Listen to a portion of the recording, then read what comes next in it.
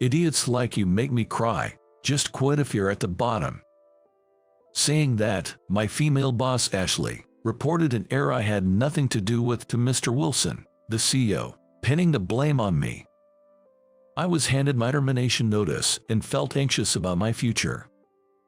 Finding a job as a middle school graduate seemed next to impossible. Then, a few days later, I received a call from Ashley, the very person who had framed me. "My name is Michael. I work in sales at a food manufacturing company. I've been with this company since graduating from middle school and am about to celebrate my 10th year of working next year." In an era where even high school graduates can feel insecure about their educational background, there was a reason I chose to work instead of going to high school. I lost my parents in an unexpected accident when I was in the 3rd grade. I have a younger sister, and following that incident, we were both taken in by my aunt, my mother's sister, and her husband. However, my sister Emily and I frankly disliked our aunt and uncle because they disliked us. After our parents passed away, there was a discussion about who would take us in. Since my father had no siblings and his parents were also deceased, it naturally fell to my mother's side of the family. My maternal grandparents were set to enter a nursing home, so it was decided that my mother's only sister, our aunt, and her husband would take us in. While my aunt and uncle mourned my mother's death, they did not pity us. Moreover, on the way to their house, they told us in the car, "Just so you know, we really don't want to take care of you. Don't expect to live as freely as before." While my sister was still in kindergarten and might not have understood these words, I was already in the 3rd grade and old enough to grasp their meaning. True to their word, the treatment we received was completely different from their biological son, Jack. We never got birthday presents as a matter of course, not even a cake. For Christmas, while Jack received expensive gifts like gaming consoles every year, Emily and I only got a notebook and a few pencils. I was aware that the fact that their biological son would be favored, but my sister, who had just started elementary school, was visibly shocked. Then my aunt said, "What? Got a complaint? Be thankful for what you get, you freeloaders."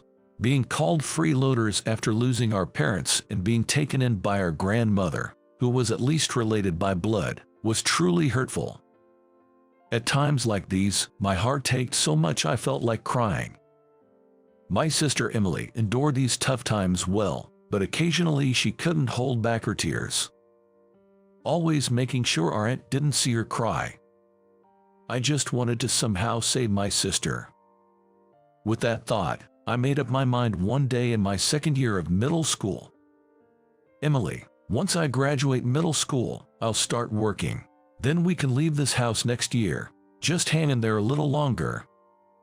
And so came my 3rd year of middle school. I called my aunt and uncle to the living room and shared the promise I had made with Emily.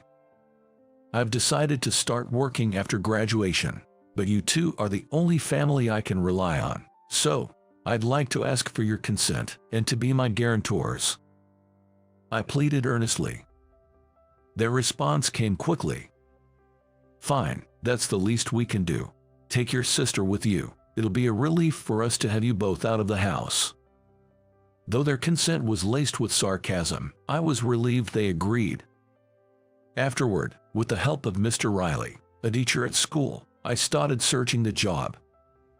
Being a 15-year-old middle school graduate, I didn't have many job options, but I couldn't compromise on salary because I needed to support Emily. The job hunt was challenging, but by focusing on sales positions where I could earn incentives based on the number of contracts, I managed to land just one interview. I approached that interview as if my life depended on it, and my passion must have come through because I was offered the job.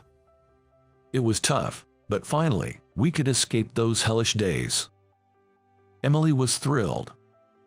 I even informed my aunt and uncle about the job offer, but all they did was scoff, saying, "I can't believe there's a company that would hire someone like you." They couldn't even muster a fake congratulations. The day after the graduation ceremony, we started our new life. At my new job, the early days were indeed challenging. Being a middle school graduate, I struggled to gain trust and secure contracts, fighting an uphill battle every day. However, I was fortunate with my colleagues. Thanks to the support of them, I gradually increased the number of contracts, and the trust from our clients began to grow. As I started securing more contracts, the incentives, which were the reason I chose a sales job, increased, and so did my income. Our previously tough life started to have some breathing room, and Emily and I began to enjoy happier days. My main goal, besides making Emily happy, was to ensure she could go to college. Having experienced the difficulties of job hunting and working as a middle school graduate, I didn't want Emily to go through the same. To achieve this, I knew I had to earn more. With that strong determination, I continued to work hard and excel at my job. During this time, a woman named Ashley transferred to my department. I'm Ashley. I look forward to working with you from today. My first impression was that she was a beautiful and polite woman. And Ashley became my boss, the youngest person in this department. Working with a beautiful woman seemed great at first, but that feeling was short-lived. Can't you even do this much? Typical of a middle school graduate. So slow. This is why the low-educated person is a problem. Although it was my fault when I made mistakes, Ashley would always add the word middle school grad to belittle me. Yet, despite being only 4 years out of college, she was so competent that she became the department head. Not just me, but even the more experienced employees couldn't give her orders. Whether it was due to the environment or just her personality, Ashley did whatever she pleased.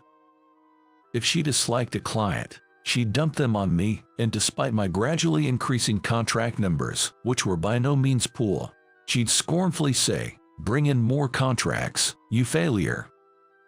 Moreover, she only went to major clients and took all the good jobs for herself, causing trouble for the other employees too. Since Ashley's transfer, the department's atmosphere had been getting progressively worse. The damage even extended to the administrative staff. She was particularly harsh on a female admin named Melody. She was dumping a huge amount of work on her without sharing it with other admins and making her redo tasks for unreasonable reasons. Feeling sorry for what I saw, I once offered to help, only for Ashley to berate me, saying, "You can't even do your own job properly, and yet you're meddling in others. If you have time to spare, bring in more contracts." It's troublesome how middle school grad only think with their emotions. I was utterly defeated by her harsh words. Although the warm and friendly environment was gone, I clung to my work for Emily's sake. Prioritizing contract acquisition while not neglecting support for the companies we worked with. I had built a particularly good relationship with a major company, Smith Trading. However, one morning, I arrived at the office to find it unusually noisy. Peeking in, I heard, "It's serious. It seems Michael missed an appointment with a client yesterday. Has Michael arrived yet?" I had no recollection of such an appointment. It wasn't listed in my to-do list, which I always write in my notebook. But Ashley was making a fuss, claiming it was my mistake. To clear the misunderstanding, I entered the office. "Good morning." "Oh, finally here, Michael, because you missed yesterday's appointment. The client is furious. They're going to terminate the contract. This is why middle school grads are a problem." "I'm sorry, but I wasn't informed of that appointment, and I don't think I'm responsible for that client." "I don't want to hear excuses. Not informed, you must have forgotten, and your name is on the contract documents. Can you still say it wasn't you?" Ashley slammed the documents in front of me. Looking at them, my name was indeed on a contract, complete with a seal. But I had no recollection of it. No matter how much I tried to explain, Ashley wouldn't listen. She said, "I'll report this to Mr. Wilson.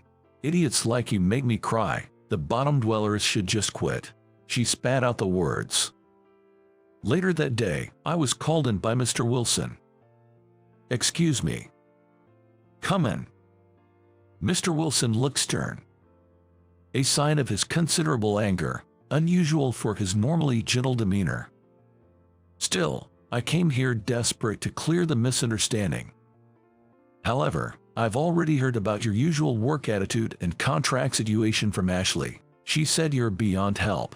This morning, you forgot an appointment with a client and caused trouble, insisting it wasn't your fault.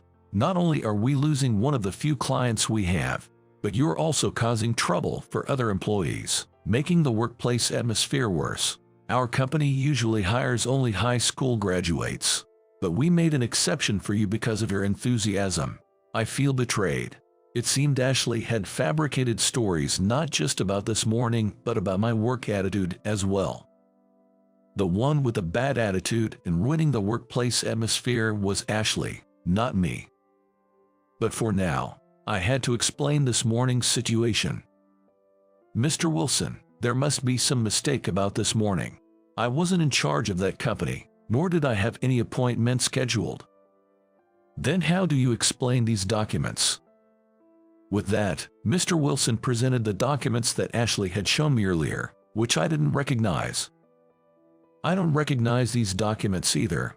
Although the number of contracts I've secured is small, I remember every company I've worked with. I see, understood. I was relieved for a moment. But then, I was abruptly told, you're fired. What? A person who can take responsibility for their own mistakes isn't needed here. Are you suggesting that Ashley fabricated these documents? What reason would she have to do that? Even if I were to believe you, do you have any evidence? Evidence? I was left speechless. It's a shame. And so, I was fired from the company due to a mistake that was framed on me. When I returned to the office to gather my belongings, I caught Ashley's eye. She was smirking. As I had suspected, it seemed that she had indeed fabricated those documents. While I was packing up, Ashley said loudly enough for everyone to hear, if you had just admitted it, this wouldn't have happened. At that moment, I was in shock and didn't even glance her way. After packing, I left the office without saying a word. I'm home. Hi Michael, what's with all the stuff? I got fired. I forced a smile and said that. But seeing Emily's face made all the emotions I had been holding back explode, and I broke down right there. Emily, I'm sorry. Without saying a word, Emily stayed by my side, comforting me until I calmed down. After catching my breath, I told her everything that happened that day. Well, being fired doesn't change. I'll start looking for a new job tomorrow. I don't expect to find a place that will hire a middle school graduate like me easily. I can work too. It's okay if I quit high school. Even if we're both middle school grads, if we work together, we can make ends meet. At the time, Emily was in high school, and since I had promised to support her through college, she was attending a fairly advanced school. Losing my job at such a critical time made me even more depressed, thinking I wouldn't be able to send Emily to college.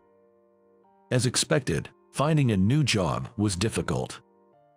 I was mostly rejected at the resume screening stage, and during interviews, being fired from my previous job became a major issue, leaving interviewers with a bitter taste. Then one day, I received a call from the company I had been fired from. It was Ashley on the line. What can I do for you? Michael, are you okay right now? I need you to come to the office immediately. Ashley's voice was weak, and even through the phone, I could tell she was exhausted. I hesitated, but then I remembered I hadn't said goodbye to the colleagues who had looked after me. Thinking of it as a chance to do so, I decided to go to the office. Upon arrival, the receptionist Melody told me to go to the CEO's office. Excuse me. Inside were Mr. Wilson, Ashley, and a distinguished-looking man who was clearly someone important. Thank you for coming. This is Mr. Johnson, CEO of Smith Trading.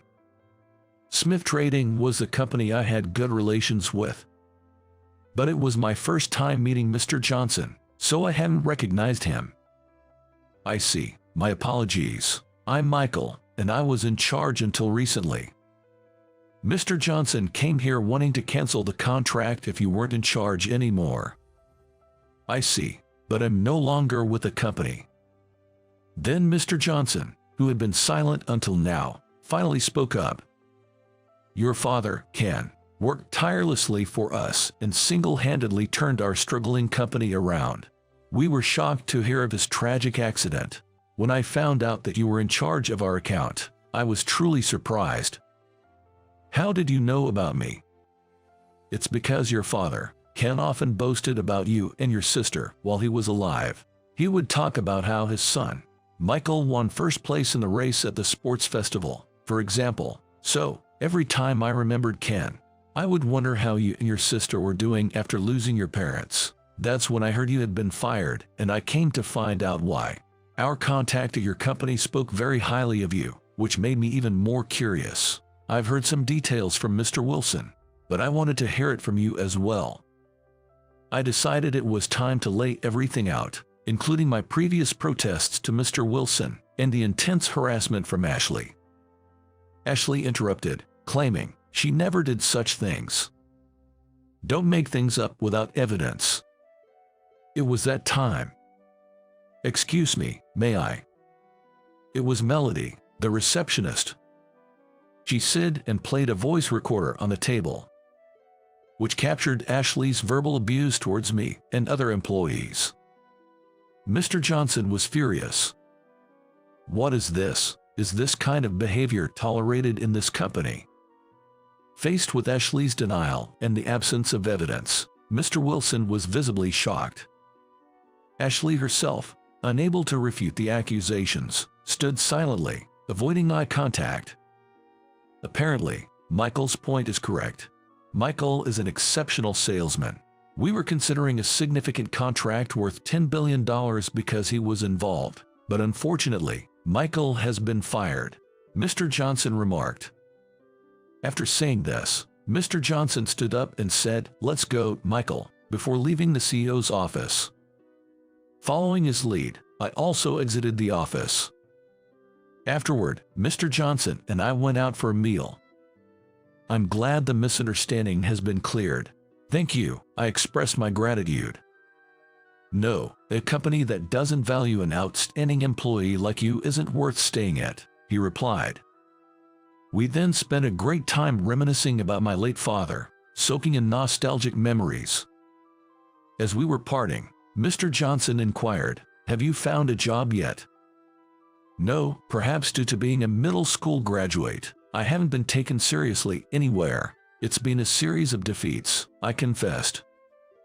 That's good then, he responded. Excuse me, I was puzzled. Come work for us. Finding someone as talented as you, even among college graduates, is challenging. I'd like you to contribute to our company, just like your father Ken did, Mr. Johnson offered. Without hesitation, I accepted, saying, I'd be honored. Years later, I rose to become the head of the sales department at Smith Trading. Recognized as the right-hand man of Mr. Johnson by my colleagues and Mr. Johnson himself. As for Ashley, she was fired due to the harassment coming to light and the lost contract with Smith Trading. She's now starting from scratch in a new job. Although the workplace atmosphere has stabilized, it soon faced management difficulties due to a culture that tolerated poor work attitudes like Ashley's. It leading to its eventual bankruptcy for layoffs, resignations, and job changes. I take pride in the achievements I've made for my abilities, not my educational background. Working at Smith Trading has been incredibly enjoyable. Moreover, I achieved my initial goal of supporting my sister Emily through college, and we continue to live happily together. The societal disparity based on education, that remains unchanged. However, there is one unchanging truth. It is that effort can change one's life. Dedication doesn't require educational credentials. Believing in oneself and persistently striving towards goals will undoubtedly open new paths. Even if faced with ridicule or the urge to give up, taking one more step forward can lead your life in a better direction.